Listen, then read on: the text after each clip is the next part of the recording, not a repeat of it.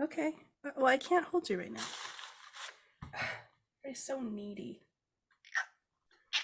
There we go. Ma'am. Is that her? Yes! God, it sounds terrible. I'm so upset right now. Can you give me a second? Girl, I have so much up here. I have the shrimp pile, which I'm going to throw on the floor right now. Here, you can have this. You don't want that? She said, no. You tell it, girl. I'm so sorry. You said, Mom, absolutely not. What? How dare you? Thinking? Okay. Come here then. You want to say hello? Yes. That's how Salem sounds in the morning when he's trying to get me to get up. Crispy. Little chirpy chirps. Mm-hmm. Oh, we purring. Oh, so cute. Hello, baby.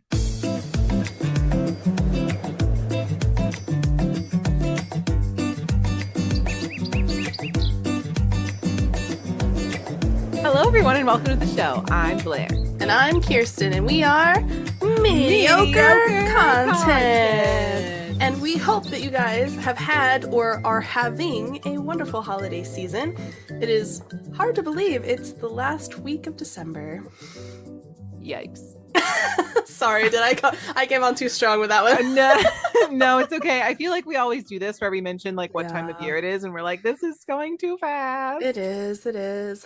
But literally the next episode that we go out, we'll have already completed the New Year rituals, which is crazy to think about. Yes. So happy future 2024, I guess.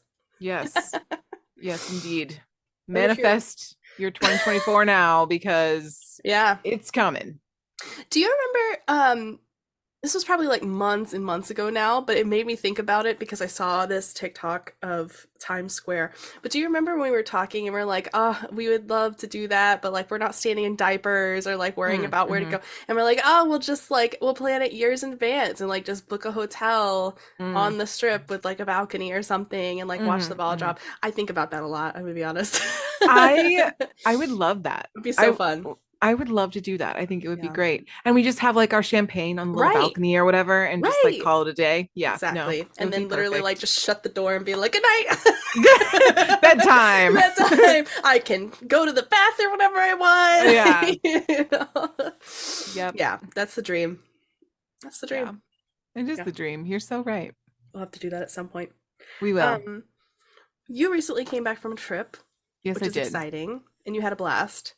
It was fabulous. If anyone ever wants to go to Banff, Canada, I highly recommend it. It is simultaneously a Hallmark movie, Gilmore Girls, and The Grinch all in one. God. It's beautifully wonderful. And I don't know. There's just like, I can't say enough good words about it. And I also firmly believe that Canadians are much nicer than we are over here, but that could just be that I was in like a touristy area, but they were like, everybody was so nice. Like we went into the coffee shop and like, you know, we ate out at restaurants and interacted with the people and it was lovely. That is awesome. I'm glad that you had a good time. I'm also glad it wasn't too bad of a trip as well. Good weather, etc. Yeah, it was great. Yeah, weather-wise, it was winter wonderland. It was not blizzard. So all good things. Always a plus, especially if you want to be out and about. Right. Yeah. I mean, I think even if it was a blizzard, it wouldn't have like we would have still had a nice time. Oh, but, yeah. You know, it's always nice to like, you know, have good weather. Yeah. So we actually have some things that we don't normally have for an episode. So if you want, we can disclaim and I can share what we have. Yes. So, before we get started, we're not experts on anything, obviously. If you come to the podcast to get any kind of advice, we obviously don't have any advice for you. But we are the place to learn about things, and we encourage you to do your own research in the event that you find what we're talking about interesting.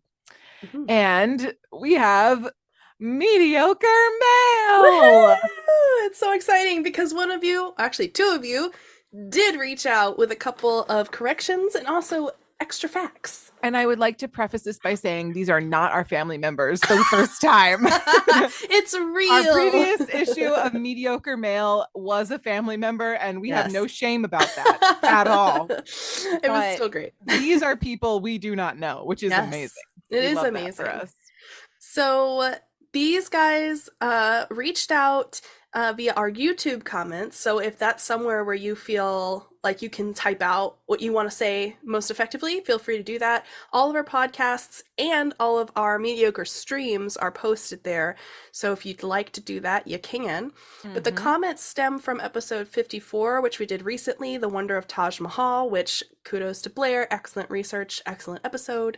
And Thank you. obviously they did think so too. So our first commenter is at Samir Solanki. I apologize if I spelled that wrong or said it wrong, but they stated that Mumtaz Mahal, which is the wife of Shah Jahan that we were talking about last time Yes. with this episode, Yes. was the first woman of emperor life. She eventually became his second wife, but was engaged to him since he was 15 and she was 14. She didn't ask for Taj Mahal, apparently, or some kind of grand mausoleum. Instead, she asked him to be nice to her 7 surviving children, which that is a lot of children, and of course to her family. And additionally, she mentioned that Shah Jahan, who was the emperor, is known for his other architectural achievements, such as Red Fort and Jama Mosque. He was the main mind behind all of these monuments and actually commissioned his first building at the age of 12, which is insane. So, Wow. yeah. So, yeah, I guess we had talked about how the Grand Mausoleum was basically like his dedication to her at the end when she was like, whatever. But I guess they had like tons of kids and she was like, just take care of my family, Yeah. Yeah. And he's a real architect, I suppose, or at least a good artist, I guess what you call it. I don't know. Another good example of if he wanted to, he would. Which we will talk about, ironically. Yes. Also, we were watching Jeopardy the other night, like old people, and as you do. The question, or like the answer, was who built the Taj Mahal, or who was the main person behind the Taj Mahal. You were like, and I knew who it was. I was like, I researched this. I know. That's I'm awesome. So smart. Yeah, you know what? So. Our podcast may be the reason we should be on Jeopardy. I wouldn't go that far. I'm gonna go that far. Do it. You reach for the stars. Our second commenter is from Clat Study, and they stated that you can actually also visit the jail of the emperor in Agra Fort. So this is where he was jailed by his own son, and he'd actually apparently asked for a room so he could see the Taj Mahal that he built, and of course where his late wife was buried. And you can also visit where he sat, and you can gaze out and be sad, I guess. I don't know. Just kind of get the full experience if you want. And because of all of that, because I was reading the comments and looking into the Taj Mahal again, my algorithm just kind of catches up. Yeah. What happens. And so I started getting a couple of videos, and actually, like most people, there's so many creators out there that are stitching each other. But basically, there was a video of someone who was visiting the Taj Mahal, and they were taking like an outside kind of panoramic view, and it was something to the effect of, they just don't build you like personal mausoleums anymore, and it was kind of like that if he wanted to, he would. But whoever it was that was stitching it like stopped and was just like, so actually Shah Jahan birthed his wife to unaliving, essentially. Like she had so many children, and after her final child, she passed. Is what she. So she's like, it sounds really great, but it's actually like super sad. And he like, it's not like this beautiful romantic love story or something like that. So, like I said, we don't always get it right in terms of like none of us were there. Like we don't know. And we said that in the pod too. We're like, some people might romanticize it. This girl is saying, hey, he actually wasn't that great. It has nothing to do with that. But very cool to receive extra information. Thank you so much to both of our commenters for sending in some extra information. And like I said, you guys can too. We love hearing from you. We get really excited when we get real listener mail. We do. Um, Always fun to dive into y'all's brains. And there's other ways. So if you want to do it on YouTube, great. If you Mhm. want to have other options, you can email us at mediocrecontentpodcast@gmail.com. Like we always say, slide into Yeah. the DMs, whether that's Instagram, TikTok, YouTube. They're all at Mediocre Content Podcast. And that's my soapbox. Well, and I think too, this is like kind of what we want, right? Like we Yeah. want to have a conversation. And like if we Yeah. don't get the full picture, because it's hard to It do that in like is. an hour-long episode. Yeah. Um, like we want to know like where we messed up or like if there needs to be corrections, and we'll always try and have a conversation about that on the next pod or the Yeah. few pods after that. So we'll always try and make our corrections and like have a conversation about it here, because Yeah. this is the main place. And So it's so fun. It is yeah, very cool. It makes us feel good that you guys care enough to leave a comment. So, exactly. yeah. Yeah. So And with that good news, we also have our normal good news coming at you with Blair today. So, what do you have for us? Or do I have it today? you have it today. Oh, right. I wrote this. You did. You did write it. I That is feel like it's been correct. so long since I wrote this. Embarrassing. Embarrass. I'm gonna double it I up was with good like, I news. could do it if you want, but like I have the No, whole episode. you're right. So You're right. I forgot I wrote this. You know what it is? It's because I thought of not to get ahead of ourselves, but I saw the electrical power and thought of your good news for our next episode that we oh, got. And okay. I was like, Got "Oh it. my God, did we do the same thing?" And it made me double take what episode I was on. Professionals. Having a mental breakdown in real time on the God, pod. as we do. Besides my mental breakdown, though, we do have good news. This one was called Drive for Power and is coming out of Detroit, Michigan. They recently celebrated a major milestone in the future of vehicle electrification, which sounds terrible, but is actually kind of cool. As crews finished installing the nation's first wireless charging public roadway last month. You heard it right. We're not talking about stations. We're not talking about cars. We're talking about roadways, which is insane. Mhm.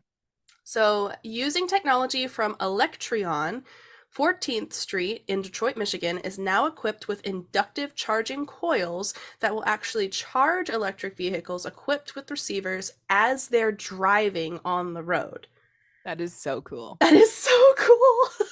I don't mean to nerd out, but I'm kind of nerding out. A little bit. Yeah. A little bit. The road will be used to test and, of course, perfect the Israeli company's wireless charging technology in a real world environment to perfect it ahead of making it available to the public in the next few years. Next few years. Like, this is current. It is. It is. Tons. It's stated that Dr. Stefan Tonger of Electrion said, "We're excited to spearhead the development and deployment of America's first wireless charging road. This milestone stands as a testament to our collaborative efforts with the state of Michigan." It's a big word, okay? I didn't even know I was doing good news, apparently. Give me a break. Collaborative. Collaborative efforts. And the Department of Transportation. End quote. The charging road, which runs between Maritet, or I guess Marintet, is that how you say that? Hard Sounds words. about right. Sure. Marintet and Dalzell streets. If you're from Michigan, you could probably pronounce those way better than I can. But it paves the way for, of course, addressing the range limitations, because most, if not all, I think, electric vehicles have a maximum of like 200 something miles. I think one of them's 250. Yeah. Yeah. So I think the Tesla can get up to like 300, Okay. depending on if you get the long range or not. So mm-hmm. it's like usually somewhere in there. And also, it prevents you from having to stop and charge, regardless of your limitations of range, because obviously it's doing it while you're driving, which is great. The first move toward electrification was touted by Governor Gretchen Whitmer, who announced the pilot initiative in September of 2021 to develop the nation's first wireless charging infrastructure on the public road. And after MDOT and Electrion entered a 5-year commitment to develop the electric road system, it was called ERS, which is Electric Road System. Electrion's wow. Electrion's wireless charging technology is based on what's called inductive coupling between copper coils installed below the road's surface and receivers, like we talked about, installed on the underside of the electric vehicle. The road will only transfer its electricity using a magnetic field when a vehicle with a receiver nears the in-road charging segments. These segments can transfer wireless electricity directly to the car battery when the vehicle is parked or is driving. So if you're stuck in traffic, it's still going to charge for you. The electric road is safe for drivers, pedestrians, and wildlife. So that's good to know. There's not like a really negative environmental impact as far as using it goes. I'm not 100% sure on its production, of course, Sure. because there's always that question. But each coil, or its longevity. I don't know if it talks about this, but I don't know how, like, if they need maintenance. Each coil in the road is activated only when a vehicle with the receiver is approaching, and of course, this ensures controlled charging. Like it's not just going off randomly. Right. So in 2024, MDOT will begin seeking bids to rebuild part of the US 12, which is Michigan Avenue, which will see the additional inductive charging installation. And Electrion has also installed 2 static inductive charging stations in front of Michigan Central Station, which will be available to charge Electrion-equipped vehicles while they're parked, which is great. Nice. And so, in general, this is fantastic. It's going to be a great innovation if it's working and functioning and the initial trials go really well. Like I said, I'm not 100% sure on the production effects, like what kind of environmental factors come into play with producing miles and miles of this type of road, how much maintenance, but we're excited, I think, for the prospects of this, because this could be fantastic. It would first of all mean that we don't need to worry about charging our electrical vehicles as aggressively. We can travel farther. I'm hoping it's a little cheaper at some point. I don't know how much it takes to make roads today, but I assume if you need copper and coils and stuff in it, it probably takes a little bit extra money. Yeah. But perhaps the payoff is better. And yeah. Cool. The second part, the other good news that I have is not as techy. It's just about treasure. I feel like your first story is very much like Tron. Yes. So I'm excited to see what the second one is. It's ridiculous. I literally went from, oh my gosh, this is so environmentally amazing, to gold coins. Wow. Sure. That's literally the range that we're working with right now. I love it. So the Spanish galleon Maravillas was one of the richest treasure ships ever lost at sea when it sank in the northern Bahamas over 3 centuries ago.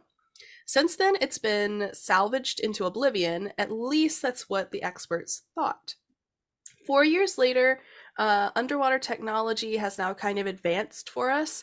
And so Allen Exploration, which is just the name of the exploration group, has mapped a sprawling trail of scattered treasure that runs over 5 kilometers in that area. Wow. Late at night on January 4, 1656, the Nuestra Señora de las Maravillas, or Our Lady of Wonders, sank off the western Little Bahama bank loaded with its treasure, and the Spanish ship was heading home. Of course, it was very weighed down. It had like silver bars and coin, basic treasures that you would consider. Yeah, because pirates. Because pirates. Also on board was the treasure salvaged from an earlier galleon lost near Ecuador 2 years earlier. So they had even more than they normally would have. Interesting.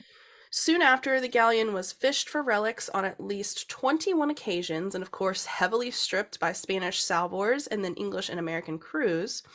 And then between 1972 and 1991, modern salvage teams rediscovered the wreck and lifted an alleged 30 tons of gold bars, coins, silver nuggets, jewelry, emeralds, iron anchors, and cannons.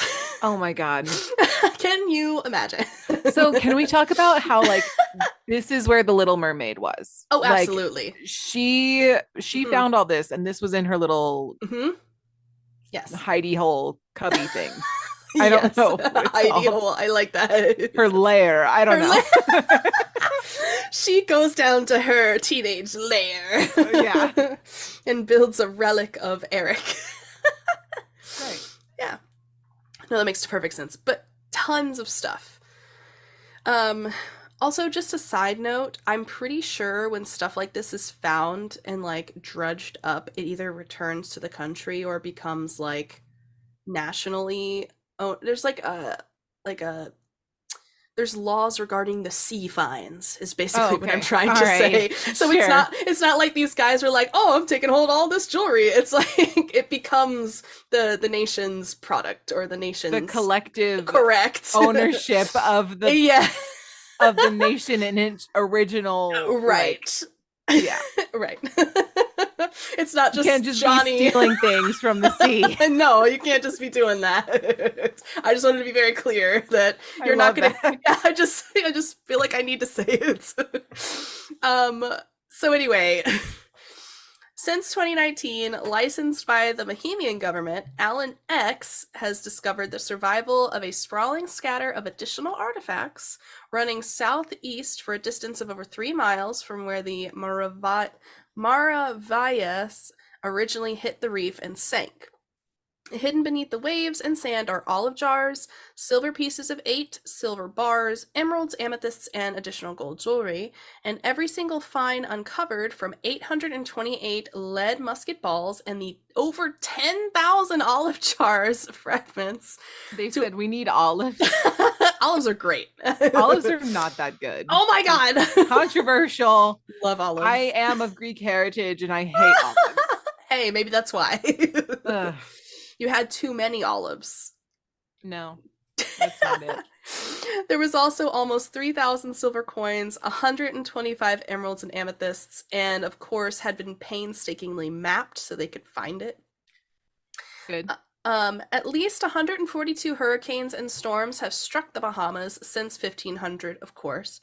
Mm-hmm. And if the galleon was broken up by the hurricane, after the hurricane, whatever, it'd kind of be scattered around, and so you kind of have to map it so that you know what to look for. And so the project's chief archaeologist, Jim Sinclair, was surprised that they found blown down areas that scatter this trail, including unique gold change and jewelries with inlay, precious gems, personal prop. Like, they were so surprised that after all this time and after Mm-hmm. all the other expeditions that had already mapped things out and been out there, there was still like tons of stuff scattered everywhere. Yeah. I Um, wonder yeah, even if maybe there was too much on the ship and that's could why have it, been. you know. I mean, if you hit the reefs and you're already straining, you're probably not going to make it. Yeah, exactly. You know, Because it that's was, heavy. yeah. This ship was like really big Yeah, well, for the that time. may have been true as well. Yeah.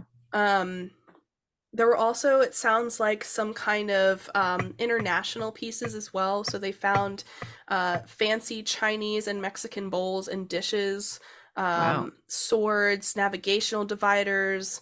I mean, you name it. I mean, people were living on the boat, so you kind of have to. I mean, Yeah. their personal belongings were on here too. Right, right, right. Um, in 1992, the government of Bahamas enacted a moratorium on the issuance of licenses for shipwreck salvage, and the seas stayed closed until 2019. And when Carl Allen, who was part of the expedition for Allen X, was awarded a new license to conduct scientific and archaeological exploration, Allen X now has to submit those monthly written reports to the country, presenting maps, finds, lists. So this is what I'm saying. Like, they don't just get to take this stuff. It's archaeologically Right. valuable outside of its current, but it's also belonging to It's no longer that finders area. keepers rules. Correct. Yes, correct. But I still thought it was super cool, It is and cool. it's like you dream as a kid. You're like, oh, I'm gonna find buried treasure. They Right. really did find Yeah, no, buried they really did. treasure. Well, and it's almost better. Like, I know everyone's like all hyped about the Titanic, which was like a Sure. huge moment in Yes. history, but like the Titanic didn't have as much gold as this. Like, No. there was not all And the buried treasure situation. I would argue that controversial incoming, I guess. Feel free to leave your comments. But Oh outside God. of So there's a lot of conspiracies around the Titanic, and maybe we should do an episode on it. Ooh. Yeah, Ooh. there's so Okay. many, I thought and you were so gonna get us canceled. I'm sorry. Go ahead. I mean, I Continue. still might. I was like, ugh. I would say that so outside of the conspiracies though, which we should do an episode and maybe I can go into like all the ones that are out there because they're very Yeah. interesting and very convincing. Yeah. But I think instead of like this where you have multitudes of previous shipwrecks that had situations like this where it was like gold and silver and pirates and things, Yeah. the thing that made the Titanic really like crazily overwhelmingly, I'm not even gonna say popular, that's just the word. It was the loss of life and also like overall the alleged catastrophe of hitting this iceberg Right. and so like it wasn't Right. what they had, it's what they went through, you Well, know? and it's a lot of rich people who Oh meant a yeah. lot to a lot of people who Yeah. possibly died and or went through Yeah. this traumatic event. And so Yes. obviously it's going to make the news and be a prominent Yes. thing that happens, right? Right. As opposed to like, I guarantee you, our ocean is probably littered with things like this, where you've got like Mm-hmm. tons of treasure because there were Yeah. lots, all you could do at that time was sail ships with your cargo and make it from point to point, right? Try to make it from Try. point to point. And unlike a lot of our stuff nowadays, which in my opinion is on the cheaper side and isn't really worth like my $10 shirt being shipped across isn't going to be as worth as much as a gold brick of that time. And You it's know what I true. mean? It's true. Well, and I mean, the invention of plastic is really our Oh yeah, downfall, let's be absolutely. honest. Yeah. Because like your shirt that's made of polyester is basically Right. just soft plastic. Right. That's what exactly. It's just exactly what it is as opposed Not to to not to be too shady, but but it's you the know, truth. it And is. so Yeah. you find an authentic stack of gold and silver bars in the Mm, ocean that mm, are from that time period. exactly. Crazy amazing. So Yep. And anyway. then you find out you're like, oh my God, I'm rich. And then you find out you have to return it And then you find out to the finders keepers doesn't country. apply. Yeah. What a downfall. I know that's rough. But I think from their perspective, I mean, I'm just a child, right? Mentally, I'm Right. just like Yeah. treasure. For them, Yeah. it's like, oh, this is so archaeologically amazing. No, Let's yeah, share it it with the totally is. world. Yeah. And I'm No, like, it is. no, I want that. Finders keepers. Finders keepers. So we know what Kirsten will be doing when she moves to the beach. Oh, And if she right. finds anything on the shore, You just didn't know if she hear it from me. suddenly there will be signs that she found something. We won't know for sure, but there will be signs. Suddenly, I just disappear, and you Right. never hear from me again. She acquires very rare Pokemon cards. I acquire all the pre-orders of Squishmallow Pokemon. Right. No, exactly. Is Don't that worry. a thing? Is that could be a thing? I have a Clefairy on the way. Is that your question? Oh my God.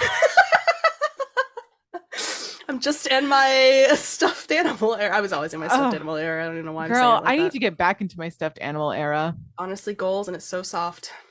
Love I mean, that. you see, I feel I bad that the do. viewers I can't do. see what's The behind viewers me, can't. but They come can check during us out on stream, Twitch. though. Yeah, come to Yeah. Twitch and you can see the chaos behind me. Yeah, it looks really comfortable, actually. And I tell people this all the time. You got to be careful because it looks super fluffy. There's a chair and a box under there, so you're gonna nosedive right into my bookcase and then exactly. eat a chair. Mm-hmm. Mm-hmm. Anyway, we spent enough time on this. All right. Let's just segue into today's actual topic. We shall. Also, I just want to say I have 2 sleeping kitties on my desk, and it's so cute. So cute. I love it. I love them so much. Precious babies. This is what happens when I go on vacation and then I come back and I'm just like, I love you so You much. just can't be leaving, you know? You just gotta can't. be a homebody forever now. I know. All right. So today, based on what you've seen on the title, you know that we're talking about claymation. And I figured this was a good topic because this is the time of year where I feel like people watch the most claymation Heck because yeah. it's very popular, at least in the States. The Rudolph and Jack Frost and Santa specials that are claymation that were made many moons ago still hold up today and are really cute and fun to watch, even in the background, not necessarily, sit down and watch them, but Unless some you're people that do. TikTok guy. you heard the No, TikTok what is the guy? TikTok guy? He's like, I'm rewatching a lot of these claymations, and I just got a lot of questions, and he like, Oh he makes it no. very hilarious, and he's like, I don't even know what's going. Like these guys, they got two different dads or two different moms. It's like I love it. Well, there's a whole claymation universe, like Yes. similar to the Marvel universe, which we'll get into in a minute. Mm. Um, but first, we're going to do a little bit of history on claymation. Good. So, clay animation, or quote unquote claymation, Mm. is a form of stop motion animation where each animated segment, mainly characters and objects, and some backgrounds, is created from plastine clay. Mm. Um, did I say that right? Plas, plastine, Plasticine. plasticine. All Words right. are hard. Words are hard. Um, so plasticine was a clay made of oil-based modeling compound. And it would go on to become the standard claymation clay used for most films due to its non-drying property and malleability. Was just about to ask, is there a reason? Because that sounds Yeah. messy. Yeah, no, and because they need to be able to like Hmm. only create one figure and move it like 100 times to Yeah. make it move Yeah. in when it's flipped all together. Wire skeletons, referred to as armatures, are generally wrapped around around the plastine to keep them stable. Each individual frame is moved one small portion at a time, recorded on film, and then displayed in a quick succession to produce an illusion of movement. So basically, it's a fancy flip book, I'm super like 3D flip book. 3D flip book. Jeez. Objects may stay illuminated and positioned correctly at all times in order to create the illusion of continuity. Mm-hmm.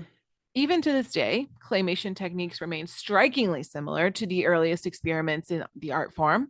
Characters such as blobs of clay before being molded into armatures and covered in latex. Oh my God. I'm so sorry. Listener, I am reading the Her whole butt. I'm reading my thing, and then all of a sudden I see this gray tentacle wrap around Kirsten's microphone, and it's Puma's tail. She just tried to wipe out the whole mic Oh my God. with her whole butt. Girl, that's a big no. I was like, a sea monster is attacking Kirsten right now. She does her best. So sorry. So sorry. All right.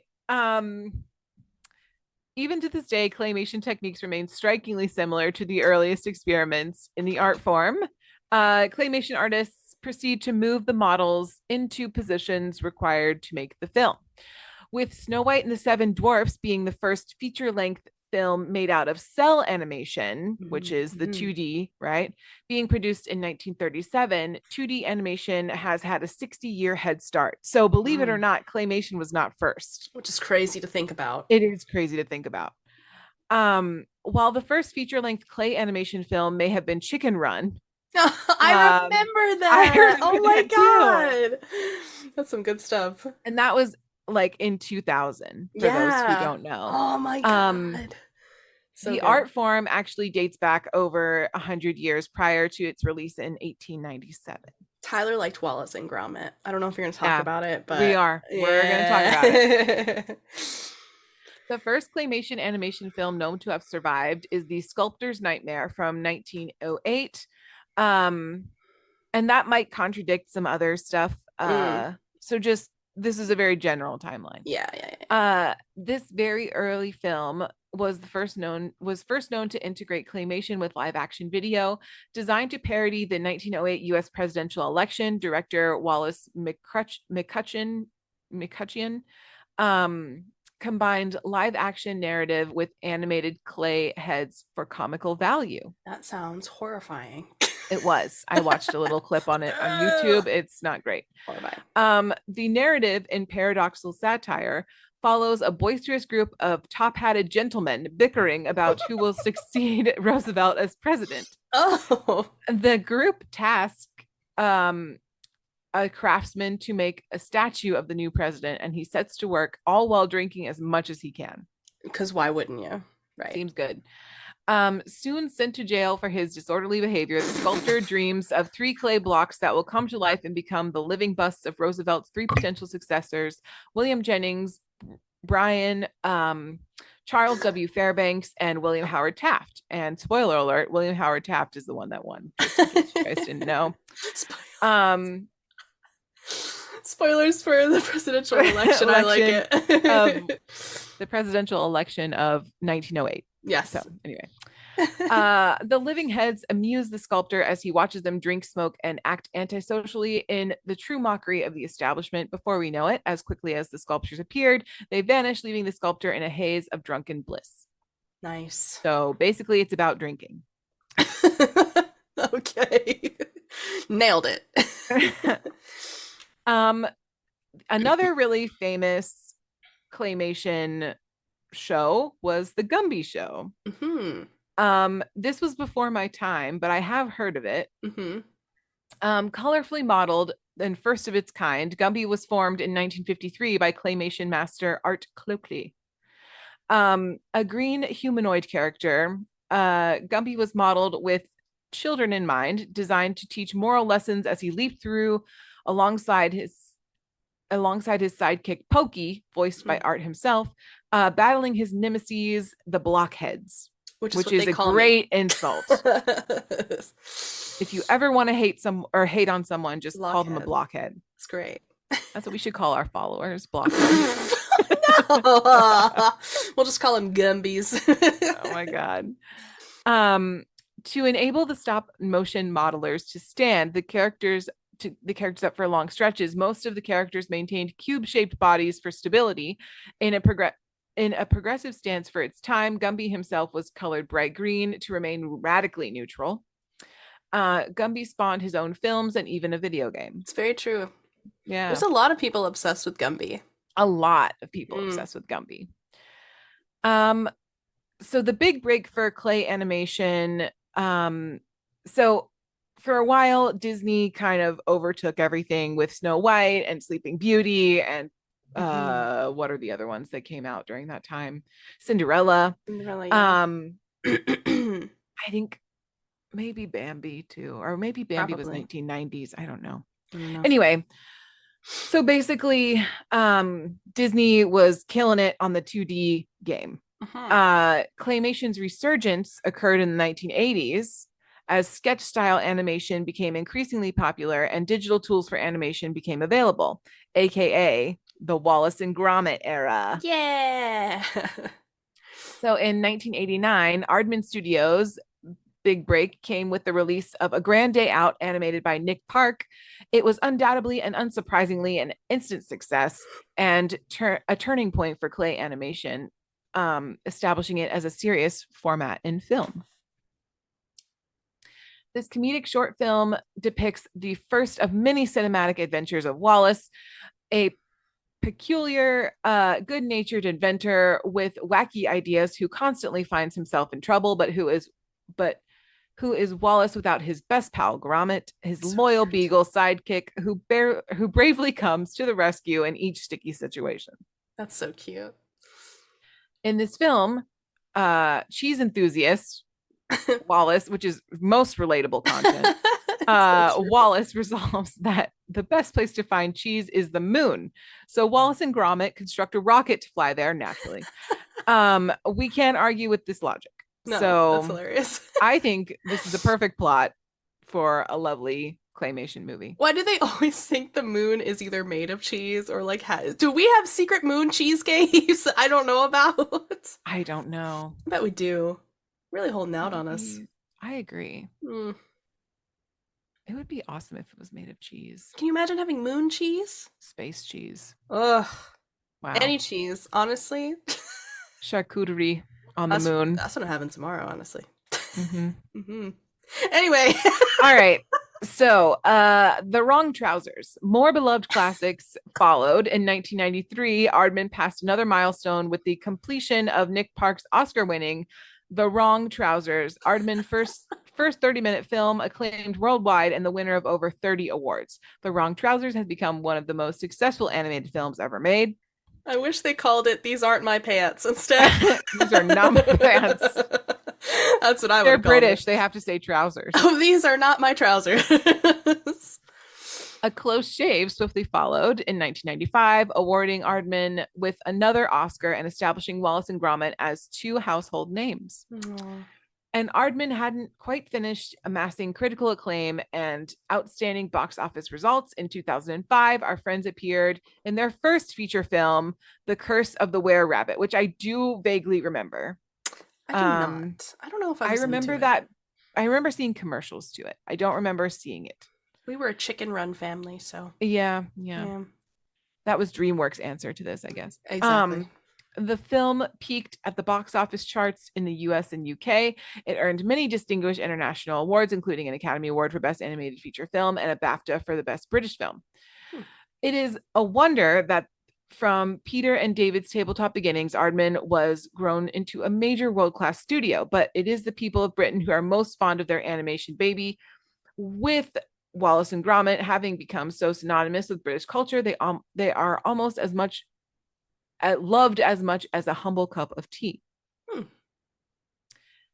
So, why did Claymation fail to find early success? As we have previously discussed, Chicken Run became the first feature-length work of clay animation to find its way into the silver screen, grossing $224 million worldwide from a $45 million budget. Wow. So that's pretty good. Well, it must be cheap. Well, I mean, it's just like product, right? Mostly Yeah, I can't imagine it being like super. compared to like Editing today. maybe. Yeah. And artists, I guess. Yeah, right. Yeah, So that's yeah. the thing. To date, it is still the highest grossing stop animation film of all time. But the success begs the following questions. Why hasn't clay animation been tried more often? And why did two previous attempts at full-length clay features stall at the box office? So basically the argument is that clay doesn't really fit the bill when it comes to Hollywood's vision of like what it takes to produce cinematic masterpieces. Okay. Because it's like not visually appealing all the time. Okay. Yeah.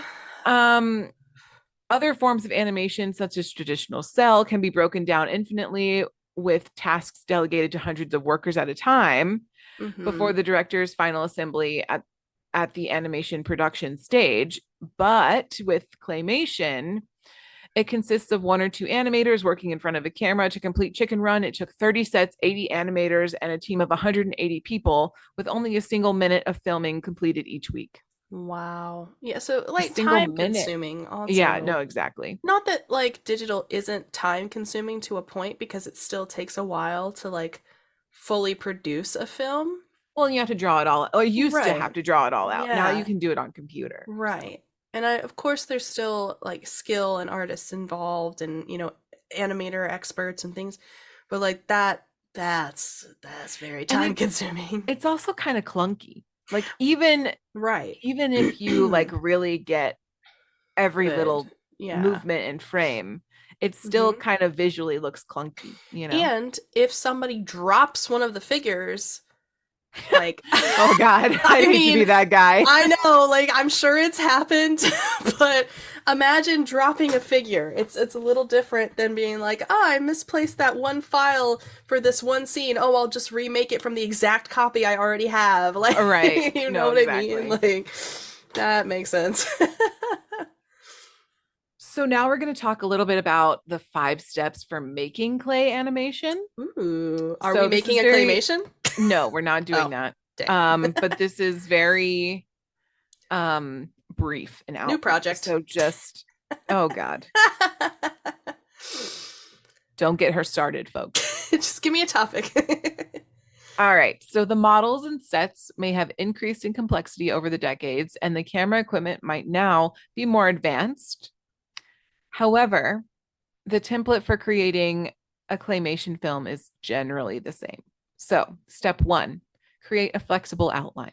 Construct a basic framework of the story, illustrating the plot and movement that your clay animation will follow.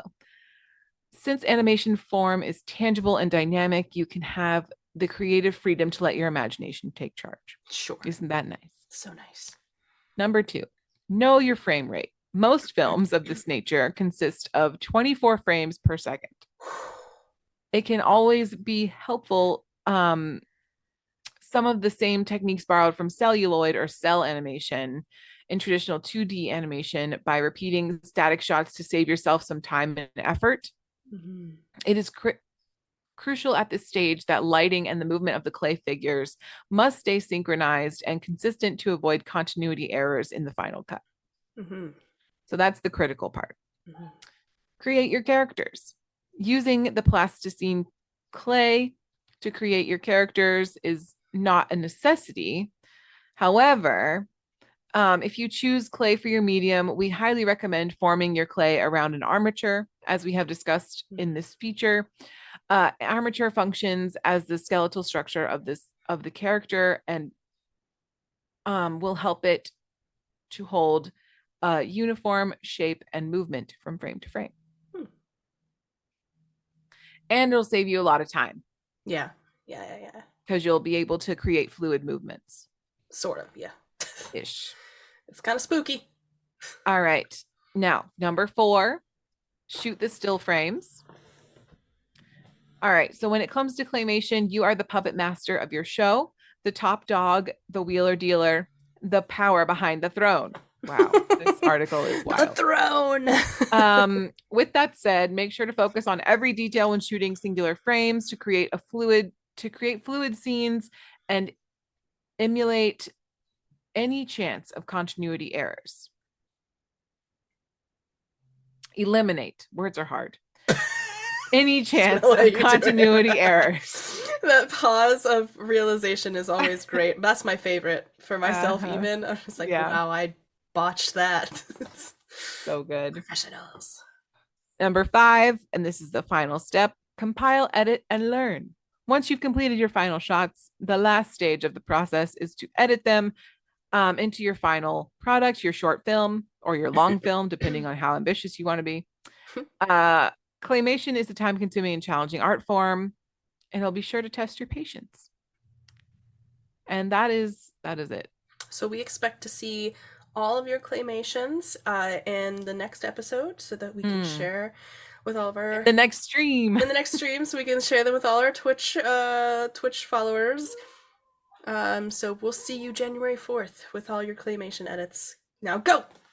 Yes, we shall. And I think I'm gonna take the break a little early. Okay. And we'll talk about the brief timeline of claymation and then the claymation holiday universe after the break. So excited. As you may know, we have all suffered from mainstream podcasts and live streams with good, reliable Wi-Fi. This has caused countless views and followers for these influencers and created large communities who engage regularly on their platforms. If you're tired of having quality sound, video, and overall material for consumption, we've got you covered here at Mediocre Content Podcast. Introducing Blair's Crappy Wi-Fi. Have your podcast editor in literal tears each time you try to record. With Blair's Crappy Wi-Fi, that's me, you will have to edit every few moments of absolute silence as Blair is constantly dropping from the call. You can even use Blair's Crappy Wi-Fi on live streams and have your sound echo into the abyss and your video drop, preventing viewers from seeing or hearing you. Because why would they want to? To purchase Blair's Crappy Wi-Fi, you can send your application to mediocrecontentpodcast@gmail.com. Simply stating a time Blair's Crappy Wi-Fi has made your experience listening to podcasts and streams absolutely awesome. We look forward to hearing from you, and good luck making it through the rest of this pod with, you guessed it, Blair's Crappy Wi-Fi. Obviously, this is a fake ad, even though my Wi-Fi is, in fact, crappy.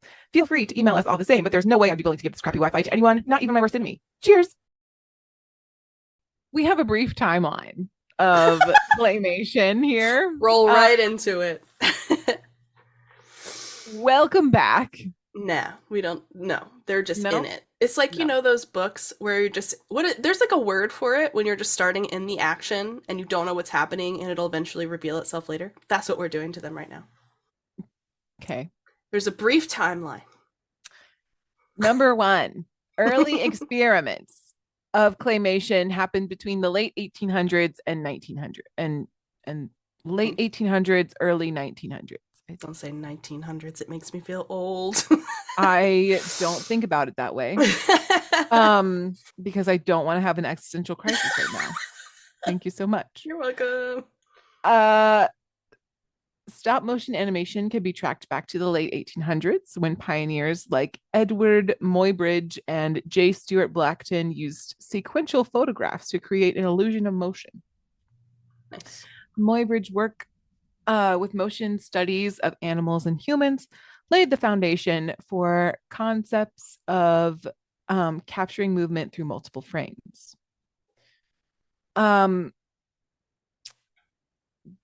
Number two, the Humpty Dumpty Circus in 1898. So Oh. again, this kind of contradicts what they said Yeah, a yeah, little bit yeah, yeah. earlier. So just It's all a grain of see how salt. you feel. Yeah. Yeah. Albert E. Smith and J. Stuart Blackton co-directed the Humpty Dumpty Circus, a short film featuring stop motion animation. It was one of the earliest examples of stop motion animation using toys and miniatures. Oh, that's cool and creepy. It is, yes, indeed.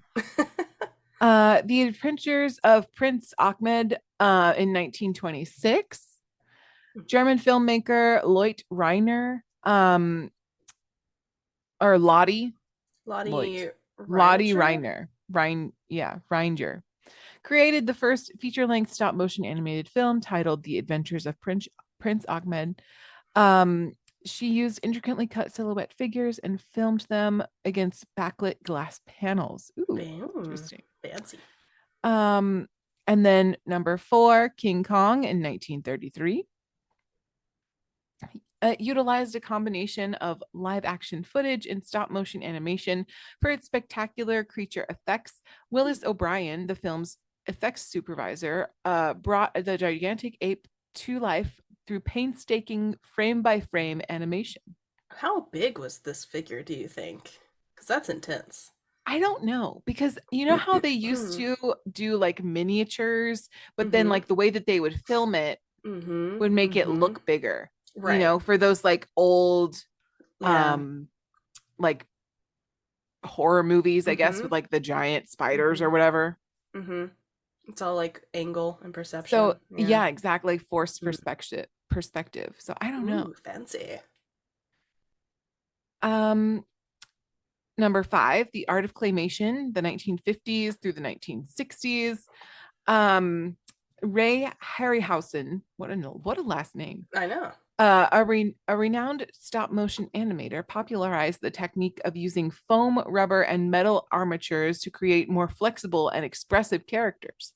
His works include The Seventh Voyage of Sinbad in 1958 and The Jason and the Argonauts in 1963, showcase the mastery of this medium. The second one sounds familiar, but I don't think I've really watched either. Yeah, same. Number 6, The Nightmare Before Christmas in 1993. Tim Burton's The Nightmare Before Christmas brought stop motion animation to mainstream, directed by Henry Selick, excuse me. The film combined dark storytelling, stunning visuals, and innovative character designs to captivate audiences and solidify stop motion's place in modern cinema. Fair. Yes, indeed. And number 7 is more of like the digital revolution and contemporary works.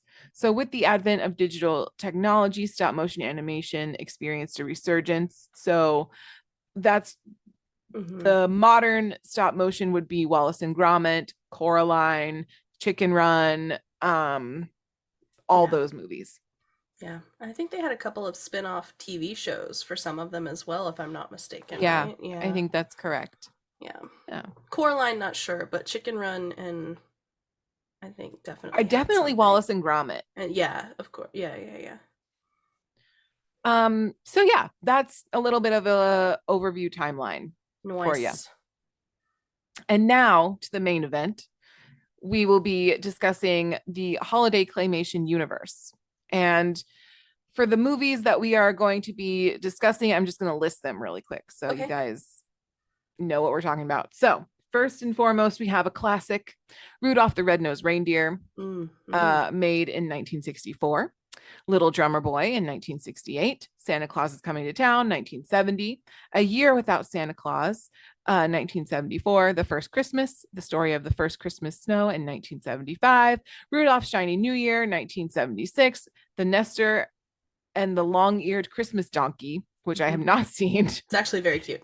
in 1977, Jack Frost, 1979, Rudolph and Frosty's Christmas in July in 1979, Pinocchio's Christmas, 1980, Leprechaun's Christmas Gold, 1981, The Life and Adventures of Santa Claus in 1985, Frosty the Snowman in 1969. It is a 2D animated movie, but is somehow related because it was made by the same Mm. people who made these movies.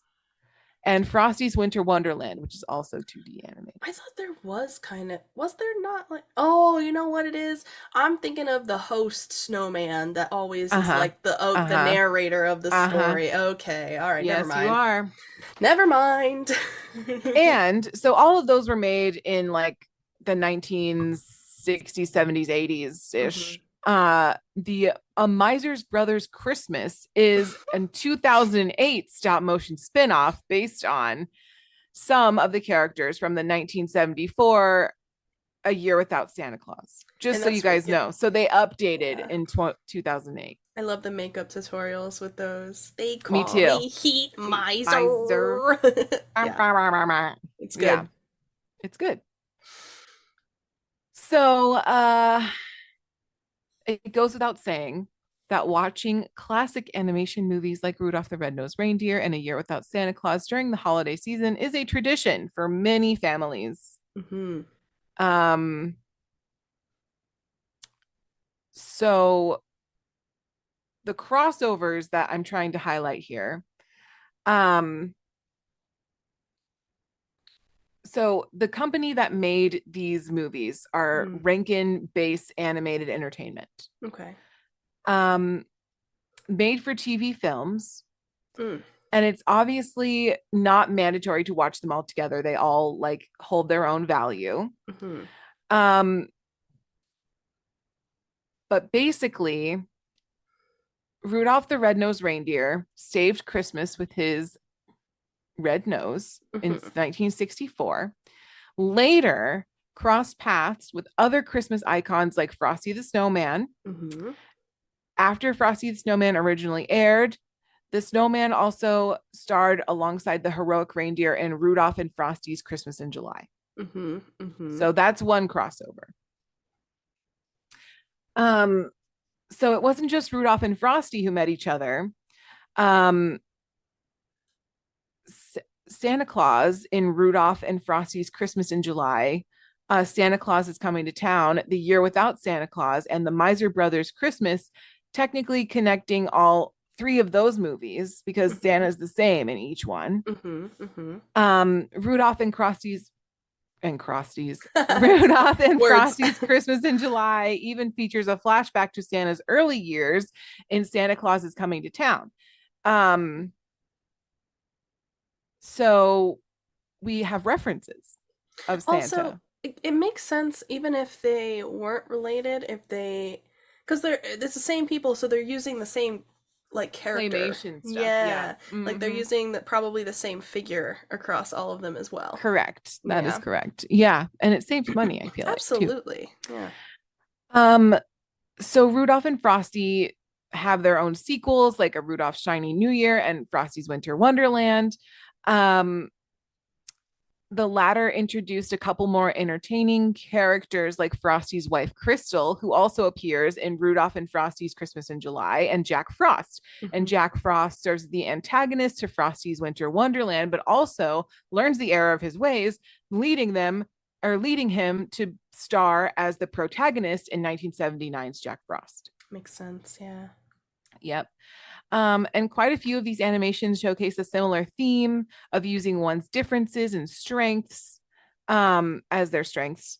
Many of the characters, like Rudolph, Hermione the elf, Frosty, Happy the baby, New Year, Nestor, and others, are considered to be misfits, but all of their uniqueness, but use their uniqueness to save the day. Yeah. Yeah.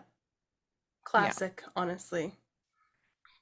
Yeah. So all of these movies have the common theme, which also further ties them together and makes it more cohesive for those who Mhm. are watching. Um, so there are some clear continuity errors, like the elf designs in many of the films not matching up with their origin and Santa Claus is coming to town, but they are still clearly connected. With all eyes on more modern takes on the cinematic universes, it's slightly upsetting, but that this especially enjoyable one is not often realized. Yeah. So yeah, if you want to watch a bunch of Christmas movies all in a row, I recommend these ones because then you can see all the Yeah. togetherness. Too, I think there's also people, this just messes with me sometimes. So when I was growing up and these would come on TV, we were excited, and I think we even had maybe one or two on a VHS at some time, at some Sure. point. But they would Mhm. always air, of course, like any other good Christmas Yeah, on movie. like ABC Family or whatever. Yeah. Yeah. And it was always like, was it my favorite? Not necessarily, but it was like a tradition to like Yeah. see it and like around the time frame and get excited. And it was winter and whatever. Yeah. Yeah. But nowadays, what kind of bugs me just a little bit, and everybody has their preferences, but I think it's also become a fad to kind of hate on certain things. And they're like, Oh. oh, claymation is so creepy. Like, it's just so Yeah. unsettling. Like, it's so old looking and it's like kind of whatever. And I'm like, I don't love claymation, but I do think it has its host in a lot of our growing up and a lot of our childhoods for those of us that had that kind of background, I suppose, for the holidays or whatever. And Yes. I don't think it's creepy. I think it's very artistic and very challenging to make Yeah. something in this manner even today and have it like project the way that you want it to, because it is Right. so like finite and very difficult to do like a handful of frames in a week and it amount to a single minute in an hour and a half long film like that. Right. Like that's Right. insanity. So Yeah. I Coraline, I've heard was actually kind of creepy, but I never watched that one. No, I didn't either. I think it's just interesting. I think it holds a lot of nostalgia, especially the Yeah. Christmas ones. Yeah. And they're not like the worst either, you know? Yeah, I think that's the point. Like you can like that guy on TikTok, no hate to him. He's like breaking them down and it's the way that he's doing it is so funny. Like you don't even think about that stuff. Yeah. But you also have to think about the time. Like they weren't thinking of trying to connect all the pieces necessarily. Like you said, there's a little bit of a discrepancy between some of the ideas that came up. Yeah. But it's Yeah. not like they were back there like, oh, we have to make sure everything adds up and makes sense. It was just supposed to Right. be something that you watched and enjoyed together and have that sense of nostalgia later, I think. Yeah. And Yeah. I think you can definitely like I definitely researching this have Yeah. a better respect for people who make Yeah. this kind of movie, just because like it's really difficult to do and it's Yeah. not like super easy No, it's not or easy. it's very time consuming. Yeah, it takes a lot of patience. Because again, if you're that guy that drops one of the figures, like you better Well, hope and there's a I think backup. about in Parks and Rec when Yeah. Ben gets depressed and he like makes a claymation movie and he spent like 3 days or something like some outrageous amount of time and he only got like 30 seconds of his Hmm. claymation movie and then he like it pulls him out of his depression because he's just like, oh my God, that's all I gave. That's all Yeah, I did. that's it. That's all. That's all. So Yeah. side note, Mm. another really cool cinematic universe that I discovered this year is the Netflix Christmas movie cinematic universe. Oh boy. Um, I would start with The Princess Switch with Vanessa Hudgens and just go from there because there's three of those. And then they are related to A Christmas Prince, and there's a crossover movie. Oh boy. So I just want everyone to know that if you need another cinematic universe to fan over and like half watch, that's a Yeah. good one. I think maybe one time we should do like an episode dedicated to Hallmark and their movies and their nostalgia Yes, and things like that. That would probably go good with those as well. I agree. So, but as always, if you guys have suggestions or if you guys want us to talk about something we haven't, or maybe it's related to this, like we said at the beginning, you can always do that. We obviously have ways for you to do that, and we encourage you to do that so long as it's kind, supportive, and helpful. Yes. Um, Email us if you'd like to and you want to do it old school. We're here for you. We do check our email, so please send it our way. mediocrecontentpodcast@gmail.com. As you saw earlier, you can also slide into the comments. If you have a video or a stream pod that you'd like to comment on, we do read those as well. We get notified. Comment on the YouTubes. Do the YouTubes. You can comment there. You can also DM us on TikTok or Instagram. We try to be really active on both of those as well and read any messages that you have. And all of those handles are at Mediocre Content Podcast. We do try to make it very easy Yes. to find us because it's a long name anyway. Yeah. And we hope you guys have like a fabulous holiday, whatever you celebrate. And yeah, we'll be back for more in the new year. Yeah, and as a Christmas gift to us, because we celebrate Christmas, but as a gift to us, please rate us 5 stars wherever you listen to podcasts. That would be fantastic. 5 stars. we will also be it. accepting 4 stars for a limited amount of time. Yes, as of right now. Okay, it's back to 5. Yes. Yes. Have a wonderful holiday season. We'll see you in January 2024. Bye. Cheers.